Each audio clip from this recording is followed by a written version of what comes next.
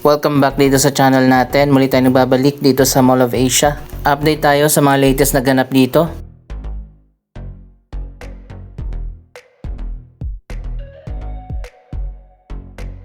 Wala palang building na itatayo dito sa gilid ng Mall of Asia. Sa ngayon naging open na siya para sa valet parking. Akala ko dati may bagong building na itatayo dito.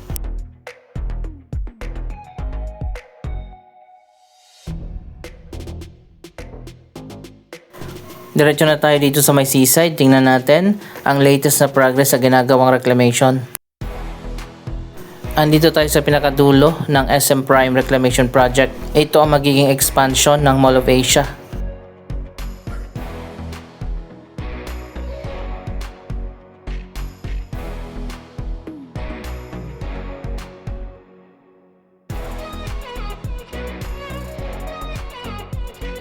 Ayan guys, sobrang taas na ng itinambak na lupa at buhangin dito.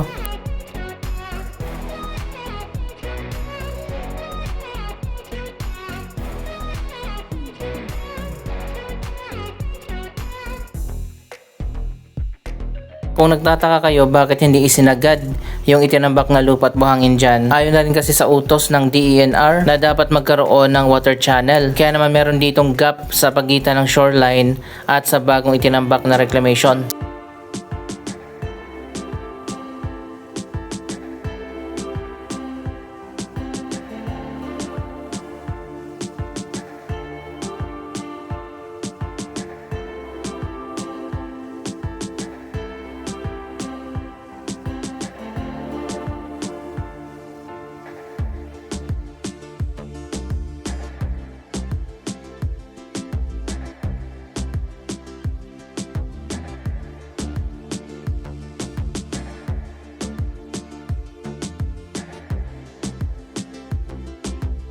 By the way, maraming pusa dito sa seaside area ng MOA.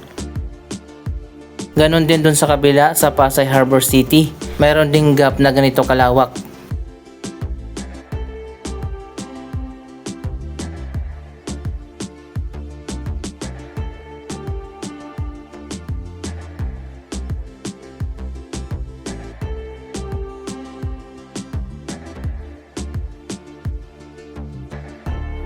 As usual, ganun pa rin, sobrang daming tao dito. Para sa mga magtatanong, paano makapunta dyan sa bagong reclamation project? Magtatayo ng 3 tulay mula dito patawid doon.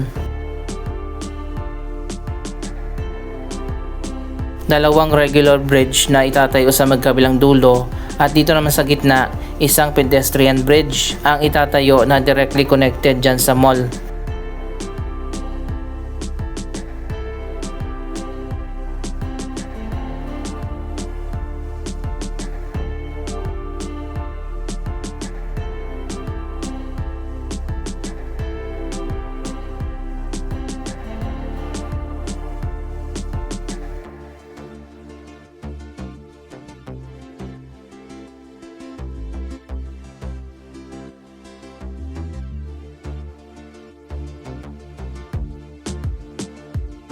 Siguro dito sa gitna sa may entertainment hall, i-connect yung bagong pedestrian bridge.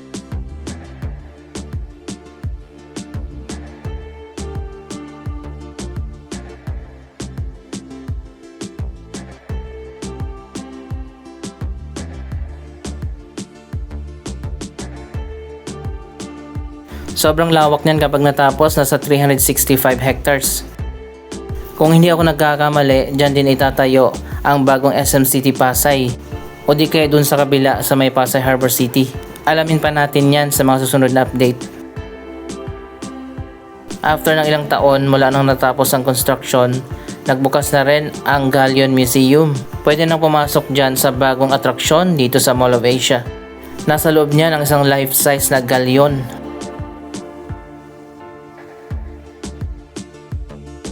Mas pinaganda na pala yung sidewalk dito sa likod ng mall.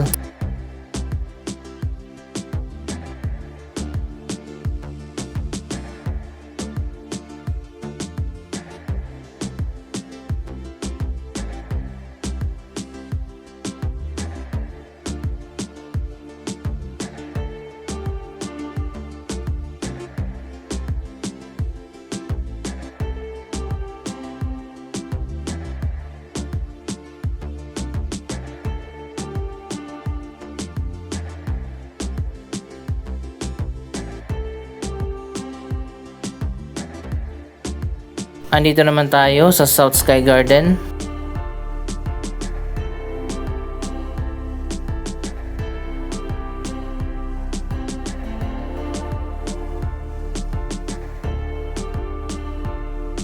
Dito sa taas mas kitang-kita natin yung progress ng reclamation.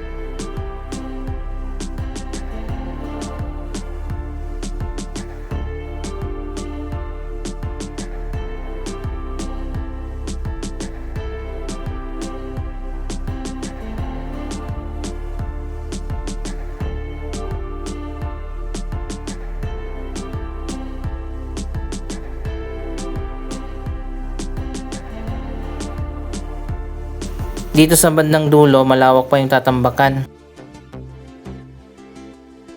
Nakita nyo naman dun sa kabila sa Pasay Harbor City. Malapit na matapos yan.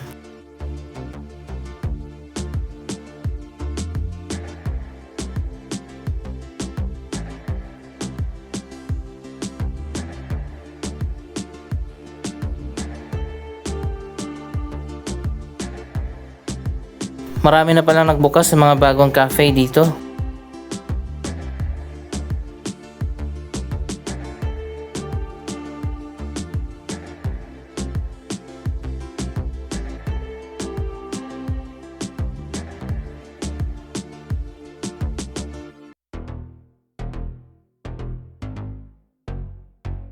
Naging popular destination na nga ang mga bagong Sky Garden at dyan sa taas sa Sky Plaza.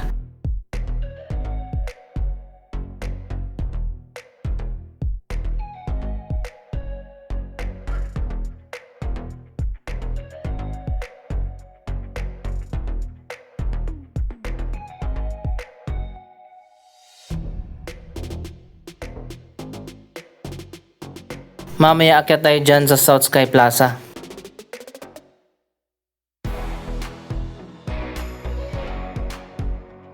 Dito naman tayo sa North Sky Garden.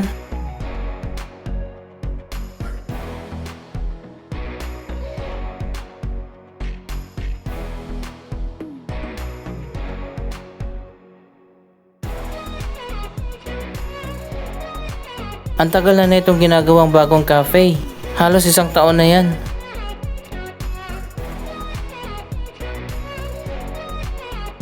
Kapag ganitong hindi masyadong mainit, pwede ka manood ng sunset. Maluwag din itong North Sky Garden.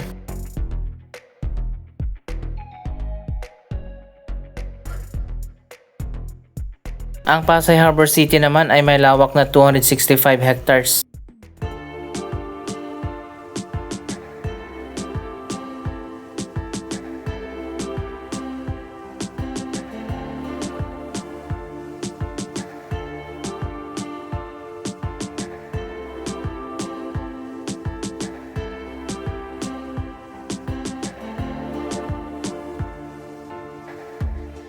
Andito na nga tayo sa taas sa Sky Plaza. Usually diretso lang tayo papunta doon, pero ngayon dito naman tayo sa kabila sa South Sky Plaza papunta.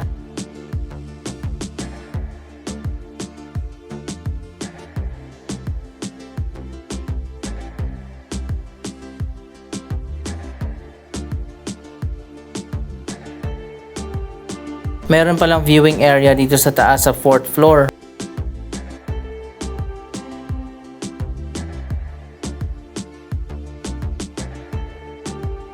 Sayang yung space na to, hindi masyadong na-maximize.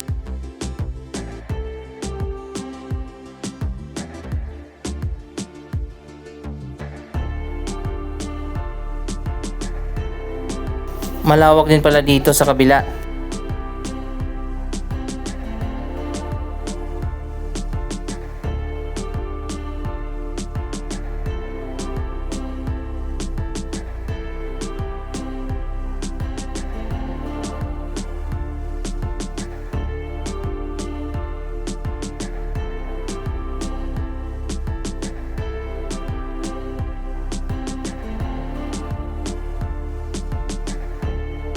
Ganon din dito sa south, mga solar panels din ang ginagamit na canopy.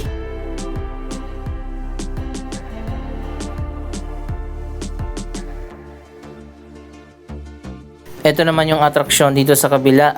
ang giant sign ng MOA. Marami ang nagpapapicture dyan.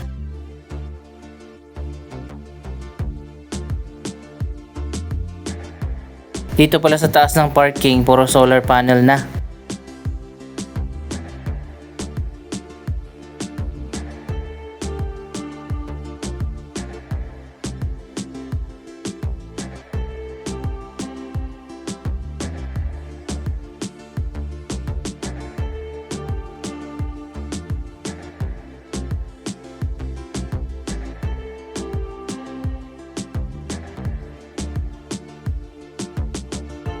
Dito naman sa gitna ang Adidas Football Park.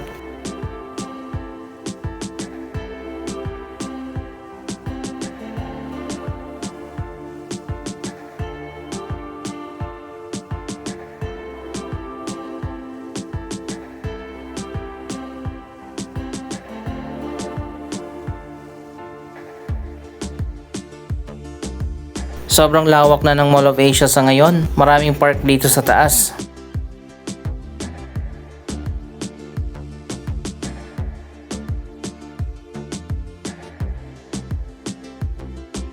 Andito naman tayo sa may amphitheater.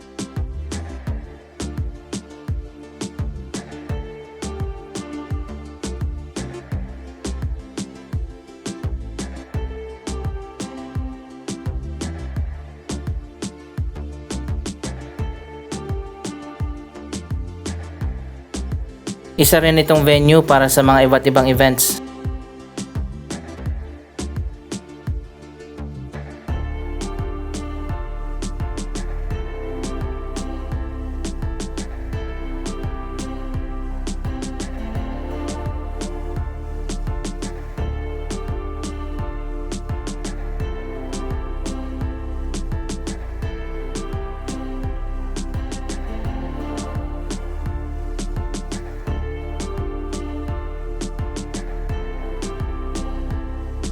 Nagkaroon nga ng rebranding ang football field dito sa taas ng MOA. Ngayon ay sponsored na ito ng Adidas.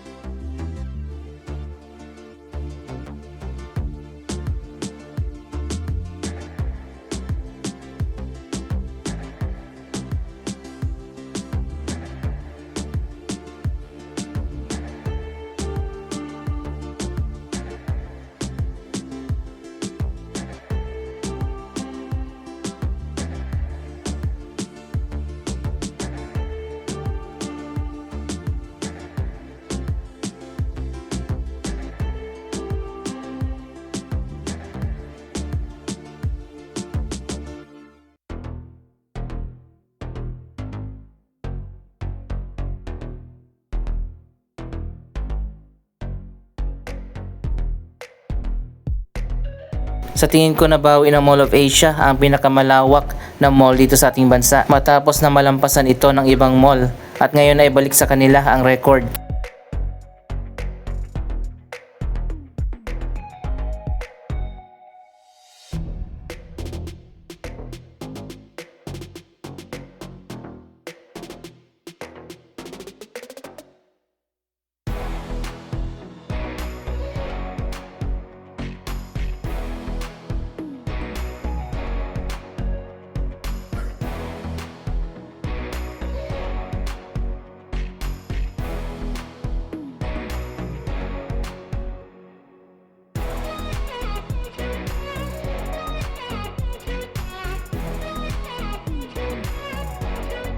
Ito na ngayon ang latest na progress sa ginagawa na bagong SMX site, ang pinakamalawak na convention center dito sa ating bansa.